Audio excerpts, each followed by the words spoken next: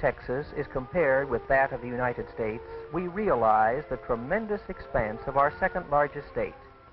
6 flags of sovereign powers have flown over the Lone Star State, those of Spain, France, Mexico, the Republic of Texas, the Southern Confederacy, and the United States.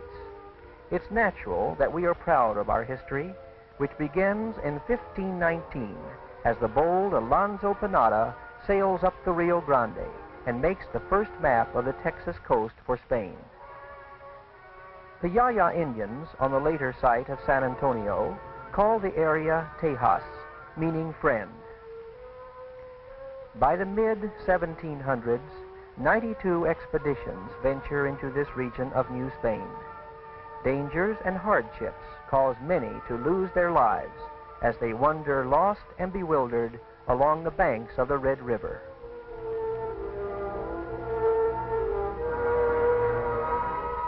Franciscan monks propose a spiritual conquest of Texas and establish 12 missions to be maintained by a few priests and soldiers. Civilization, colored with traditions and patterned by robed monks, centers within the thick walls of these presidios or forts. Life follows a routine, guided by the tolling of bells in the towers. San Jose, established in 1720, and the largest in this chain of missions, is famous for its rose window, acclaimed as one of the finest examples of stone carving in America.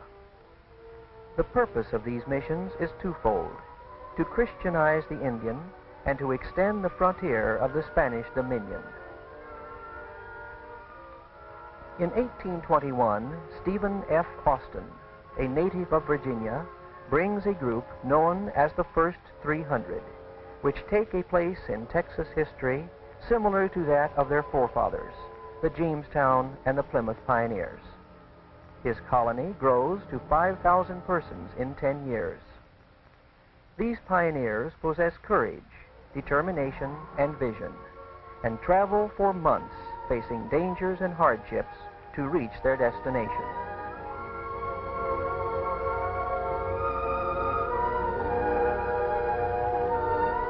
As new territory is opened, many Germans, Scandinavians, and French settle in the hill country.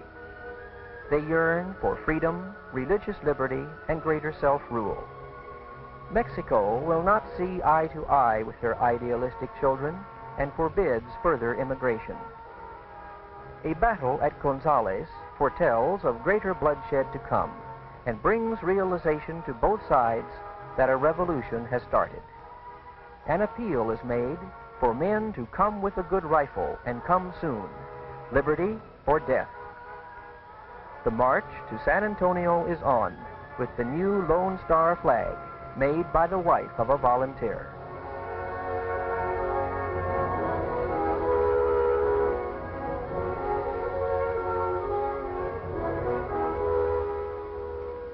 Santa Anna, Mexican dictator, unleashes 3,000 of his army on the Alamo and slaughters the 187 defenders, led by Colonel Travis, James Bowie, and David Crockett.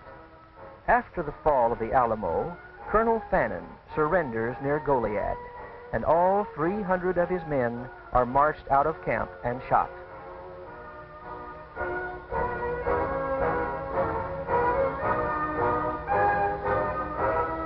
In March 1836, the Constitution of the Republic of Texas is adopted, and David Burnett elected its provisional president. 1 month later, a tough 6.5-footer named Houston faces General Santa Anna and a force twice the size of his own at a place called San Jacinto. "Remember the Alamo, remember Goliad," is the battle cry. When the smoke clears, a new republic is born, so big no one can tell the limit of its boundaries. These monuments symbolize the heroic, gallant deeds of Texans to establish a republic and throw off the yoke of an unyielding dictator.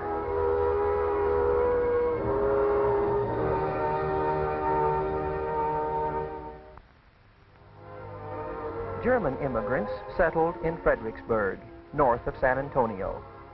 These Sunday houses provided Saturday night accommodations for those who lived too far to arrive in time for church on Sunday morning. Such hospitality was commonplace.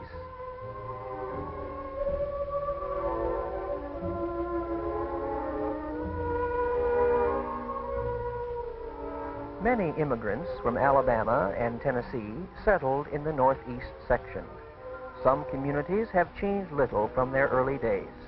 Old-timers still enjoy their favorite game of dominoes.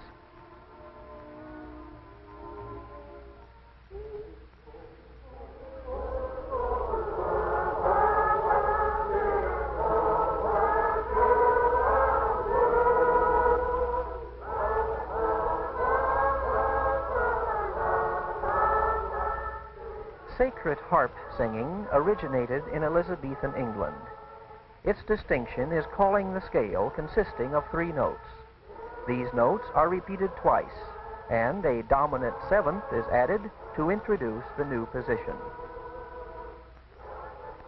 In the printed music, notes are recognized by their shape rather than their position on the staff, a system devised over 100 years ago. A sing can be an all-day affair, with only time out for a picnic lunch.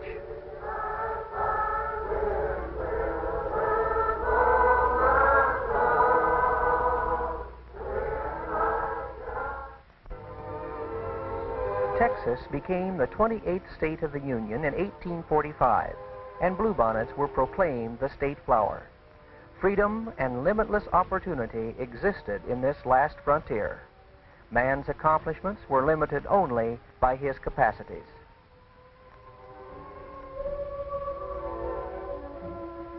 By 1860, Jefferson, the metropolis of East Texas and the steamboat terminal from New Orleans, was called the Mother of Texas.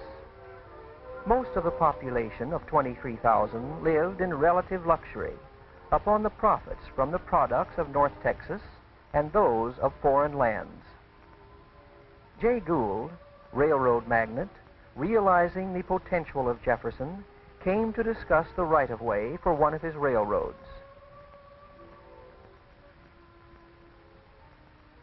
He stayed at the Excelsior Hotel and argued that his proposition would make Jefferson even greater.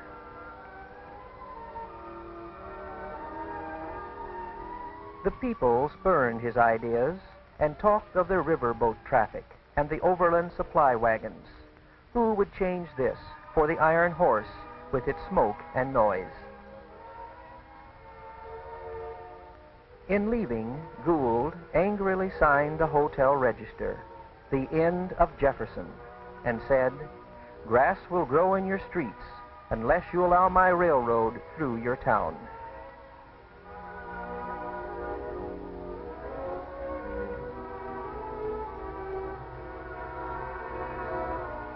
He placed his railroad 3 miles away, and Jefferson slept on in quiet oblivion.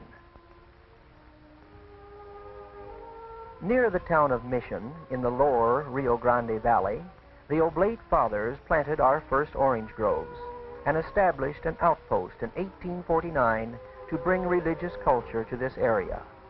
The original chapel of La Lomita is a memorial to men like Father Enrique, who rode horseback to visit his congregation. Forts along the Butterfield stage route in West Texas gave assurance to the settlers. Stone and adobe buildings of Fort Davis now stand like giant sepia skeletons.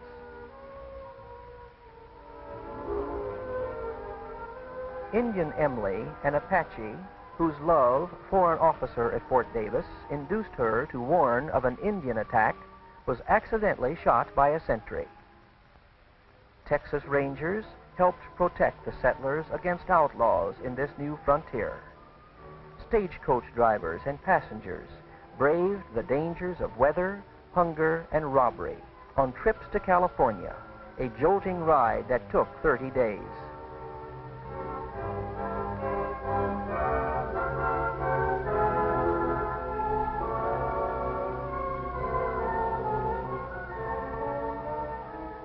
Stories told by Cabeza de Vaca, of treasure in the 7 cities of Cibola, far to the northwest, brought ill-fated expeditions into this region of the New World.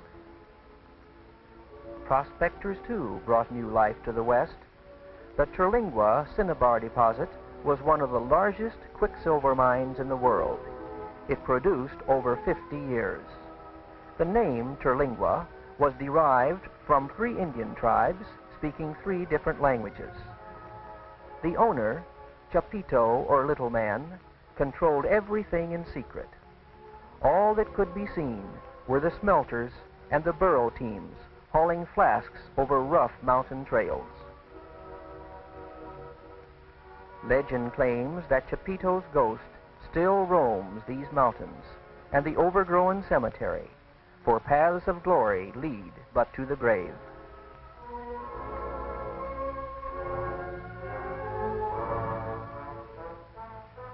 Other prospectors, armed with seismograph and rotary drill, discovered oil, the real lifeblood of the state.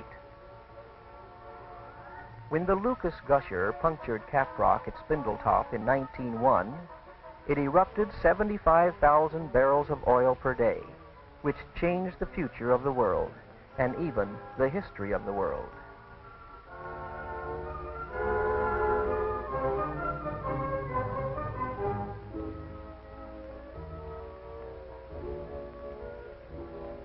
The opening of an East Texas oil field proved to be another bonanza, and soon Texas was producing more oil than the world could use. The price fell to 5 cents per barrel, and the entire industry panicked. By the mid-1930s, production regulations were enforced, and order was restored. The early missions were great establishments, which later became the nuclei of large ranches. By 1770, Espiritu Santo, near Goliad, claimed 40,000 cattle. Bleached animal bones are found on the prairies, where herds of buffaloes once roamed extensively. Buffaloes provided meat, shaggy hides, and bones for fertilizer. These first cattle in North America, known as the Longhorns, were brought in the galleons of Spanish colonists. They adapted to the Great Plains and became the nucleus of the cattle empire. Charles Goodnight blazed a trail for his cattle to the staked plains of the Panhandle. The spectacular Palo Duro Canyon forms a 120-mile rift. Trail drivers are credited with opening the West, and the traditions of many pioneer cattlemen ride high on the dust of the prairie.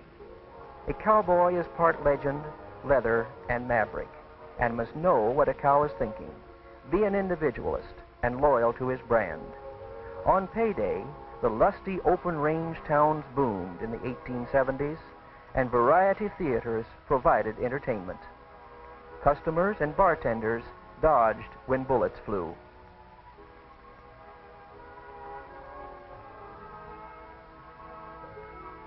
About 1880, the crossing of the Longhorn with the British Hereford began.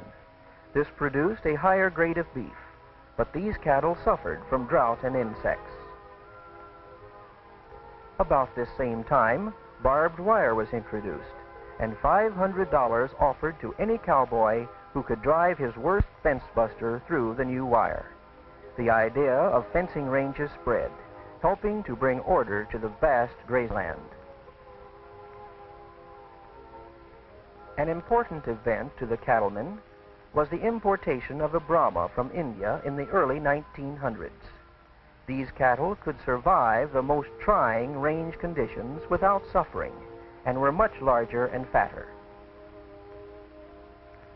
The crossbreeding of the Brahma and the Shorthorn on the King Ranch produced the only true cattle breed ever originated in America, the Santa Gertrudis. Today, ancestry is important to the cattlemen, but formerly the only pedigree needed was a brand.